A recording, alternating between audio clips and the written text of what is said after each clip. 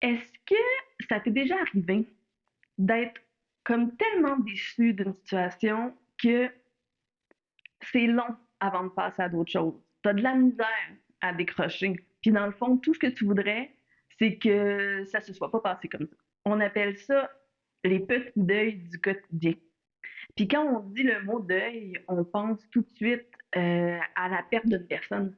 Mais la perte d'une situation, la perte d'un espoir, la perte de quelque chose qu'on avait prévu, c'est aussi le même chemin qu'on a à faire dans les étapes pour passer à travers ça, puis continuer d'avancer. C'est ce que je t'explique dans cette vidéo-ci. Je m'appelle Émilie Grégoire et je suis coach en communication consciente.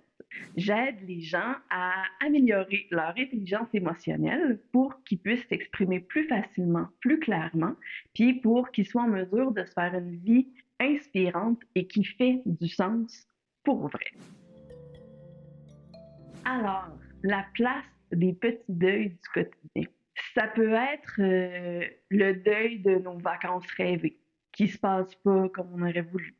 Le deuil d'une conversation importante qu'on voulait avoir avec quelqu'un, où on n'a pas pu être compris ou écouté comme on en aurait eu besoin. Le deuil de la job parfaite, ou tu sais, des plus petits deuils où on a juste besoin de lâcher prise. Bref, comme je te disais, les étapes sont les mêmes que quand on perd quelqu'un, sauf qu'elles sont beaucoup moins élevées dans l'intensité avec lesquelles on les ressent. Fait qu'en premier, la première étape, c'est le choc, comme le déni. Hey, je peux pas croire que c'est en train de m'arriver. Après ça, il y a le marchandage et la colère. Non, c'est pas vrai. Si je fais telle chose, ça va sûrement se passer autrement. Si je fais telle autre action, peut-être que je vais pouvoir prendre telle autre décision. Puis finalement, c'est pas de ma faute, puis c'est de la faute des autres, puis ça aurait pas dû se passer comme ça, puis il a pas raison. Puis là, c'est la colère qui embarque. Après ça, c'est la tristesse. Comme on se rend compte que finalement, même si on pense qu'on peut faire plein de choses, ben la situation, elle changera pas. Puis c'est là que le corps, puis que le cœur encaisse le aïe aïe. C'est comme ça que ça va se passer. Après ça, il y a l'acceptation.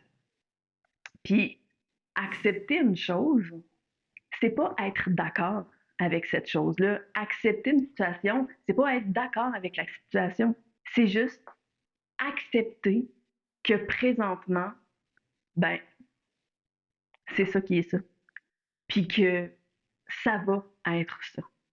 Donc, l'acceptation, c'est ce qui va nous permettre, en fait, de lâcher prise, puis de se tourner vers des nouveaux horizons, des nouvelles avenues.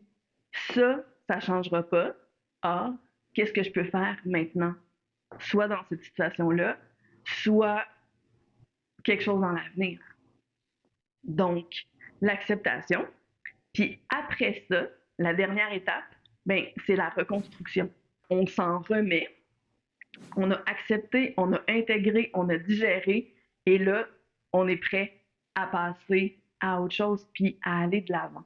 Toutes ces étapes-là, elles sont pas linéaires. Des fois, il y en a une qui dure un petit temps, après ça, on passe à l'autre, on revient à celle en arrière.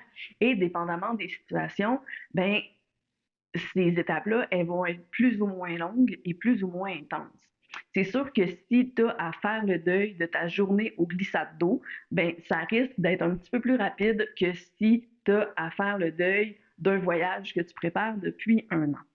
L'idée, c'est juste de se valider là-dedans, dans notre tristesse, dans notre déception, puis de ne pas faire comme si ça ne nous dérangeait pas. Pour qu'une chose se guérisse, on a besoin de la vivre. Puis ça demande un gros courage de vivre ces petits deuils-là, puis ces déceptions-là. Parce que ça veut dire qu'on fait face à la réalité. Et des fois, la réalité, ben, elle n'est pas ce qu'on aurait voulu qu'elle soit.